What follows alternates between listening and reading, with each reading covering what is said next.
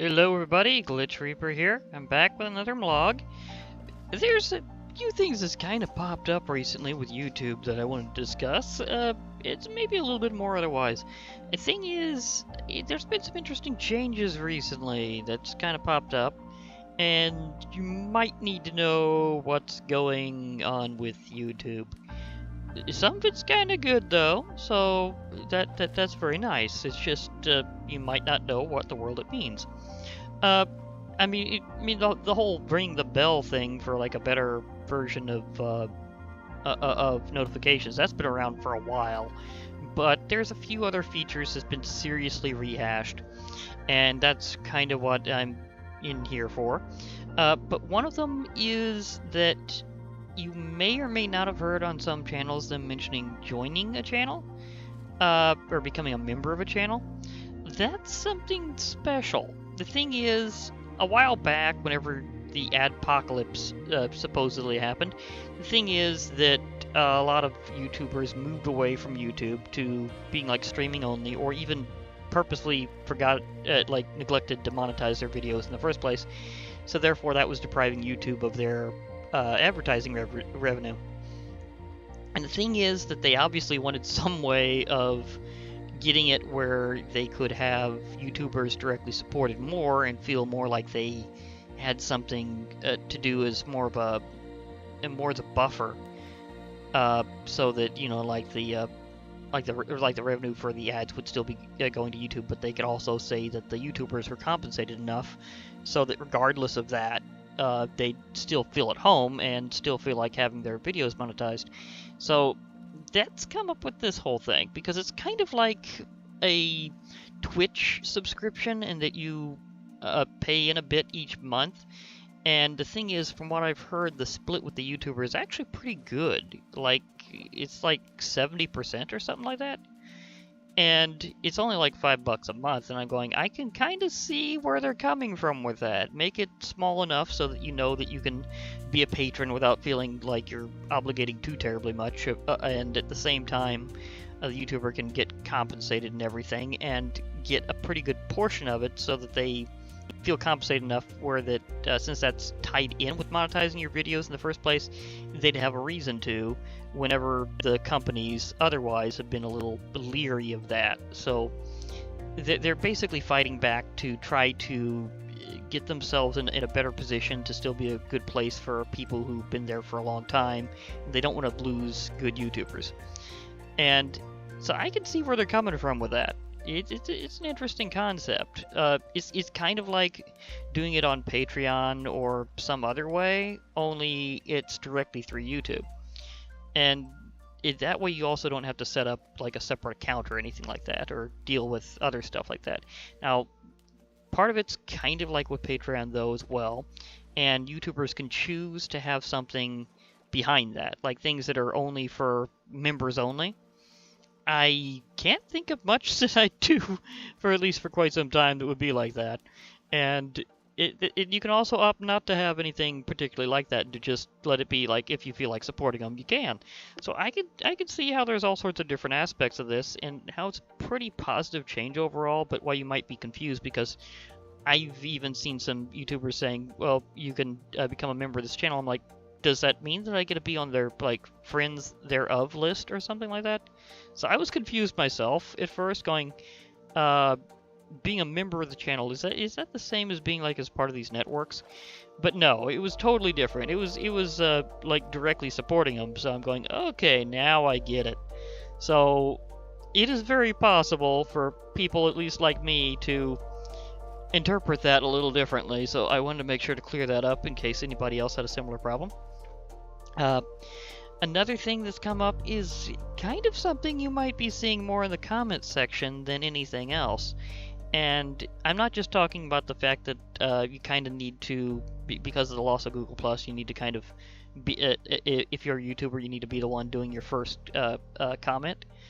So it's kind of like that, but not really, because it's a totally different aspect of the comments section. But it does have to do with that pretty big on YouTube now. And again, I might decide to pop this on both channels. I'm not sure, but it would kind of be one of those things where you might want to put this up on the news. But anyhow, the thing is that now there's a different way that hashtags are working on YouTube. The thing is, a lot of people had actually complained that you couldn't search a hashtag and that it was kind of meaningless. It was just kind of just a fun little thing to do, but at the same time, you couldn't actually like find videos specifically where somebody put that hashtag on it. Well, now you can. You can actually do that. You can search by hashtag in YouTube now. So that's kind of a cool little thing, but it has a odd little twist that made me aware of it. And I'm like, wait, what? But the thing is, now you can kind of just like mouse over it, and it'll tell you that you can search for anything with that hashtag, which is cool. Like you can click on it that way, but that's also part of the problem, or why there's a problem with it, even though it's otherwise a pretty good thing. It's that it also counts it as a link.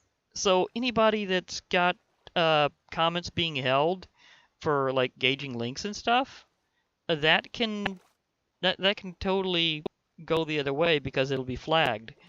And I think they need to make some weird. I mean, I think they need to make a special exception for it or something. And I just noted my dolphin seems to be a little not present, so pardon me for a second as I dolphin, because obviously this requires a dolphin. There you go, dolphin. Like, where's your favorite toy?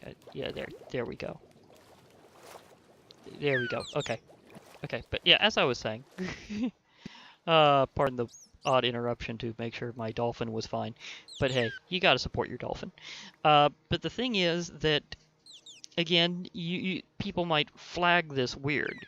And the thing is, while being careful about spam is kind of a good thing, and YouTube has been good about that, so that there's not these weird links that go off to places that are just trying to phish you. And I don't mean in the good way. I mean the very bad way about identity theft and all that.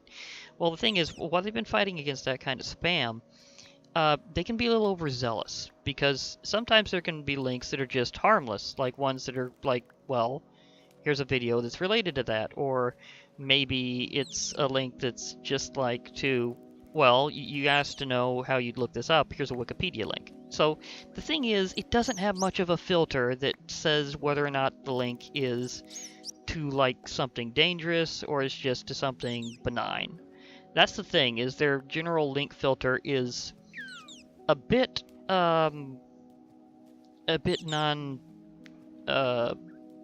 well, it's a bit non-selective.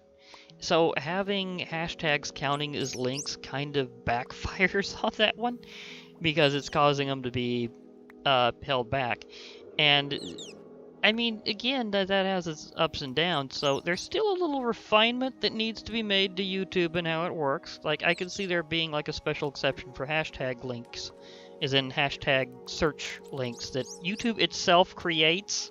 Like, it's not like I put a link on those hashtags. It's just automatically saying, well, now you can click this and search. So it's not even a link that the person puts down. It's just something that it makes. So they need to have something special for hashtags specifically, where it's like, oh, say something pretty relevant to my MTG channel, hashtag Friday Night Magic. I mean, a lot of people are going to use that because Magic Gathering's had that tradition for a long time. So I could imagine that being a very common hashtag to throw around for like any Magic the Gathering related video. So I'm thinking that's probably going to have a lot of weird holdbacks. So yeah, they might want to refine that one a bit. But it's a recent change, and these things sometimes require some work.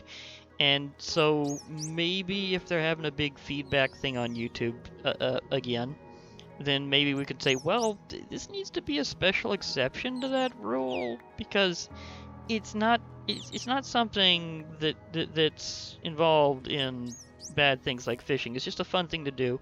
It's a good thing to be able to just search for if you're curious about it. Like, what if you said hashtag funny cats? You know that's going to have an absurd amount of YouTube videos searched for. Oh my gosh. Hashtag lolcat would be one of the most... it would have the most hits on YouTube ever, because let's face it, what's one of the most biggest things on YouTube is funny cats. So it's like, seriously, why would that be considered a bad thing when it obviously is going to get lots of attention and hits on YouTube everywhere. So yeah, again, they need to refine this option, or not option, but change a little bit so that hashtags are a special exception. Admittedly, I may be slightly biased because I like using them a lot, both on my videos and others, but it's just something I kind of got in the habit of after a bit of a historical run with a few things, and I've kind of really gotten into it. So I may be a little biased on that needing refinement, but admittedly, I would be one of the first to notice it needing refinement. So to be perfectly fair, I would be one of those that knows what I'm talking about when it comes to hashtagging.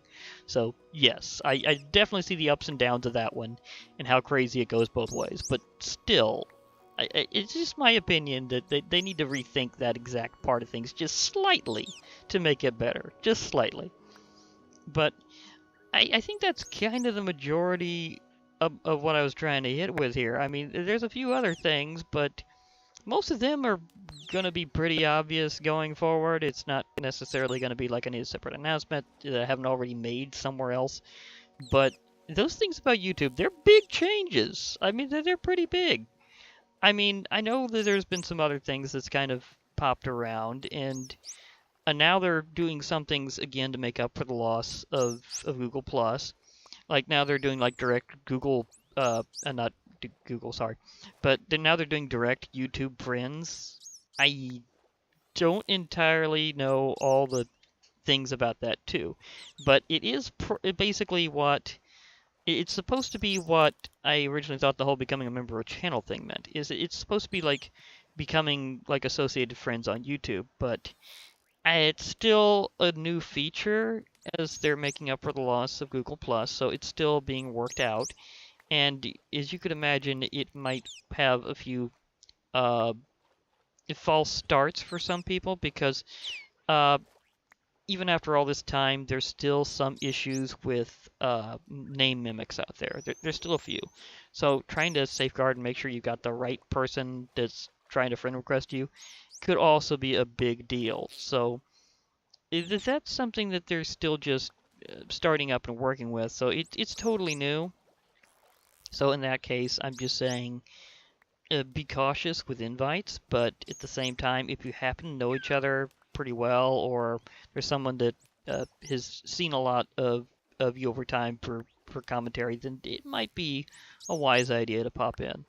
But there's a lot of these things that are just starting up on YouTube. They're very fresh, they're very new, they're very experimental.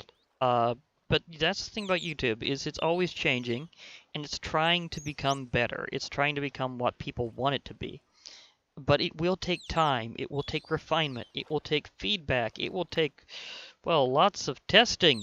So, yeah, YouTube is changing. We know that, but that's part of the process.